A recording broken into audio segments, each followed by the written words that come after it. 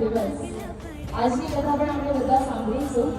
તો મિત્રો, 7મા નોરતામાં મા દુર્ગાના 7મા સ્વરૂપ મા કાલરાત્રિની આપણે આરાધના કરીએ છીએ। મા કાલરાત્રિનું જે સ્વરૂપ છે દેખાવમાં ખૂબ ભયાનક છે। એમના ખુલ્લા વાળ, કાળો રંગ, ત્રિનેત્ર અને વીજળી જેવી કાંતિ, પરંતુ પોતાના દરેક ભક્તો માટે ખૂબ જ શુભ ફળ આપનારું છે। કથા પ્રમાણે જ્યારે શુંભ, નિશુંભ અને રક્તબીજ નામના દૈત્યોએ ત્રણેય લોકમાં આતંક મચાવ્યો હતો, તેનાથી દેવતાઓ અને મનુષ્ય પણ ગભરાઈ ગયા હતા।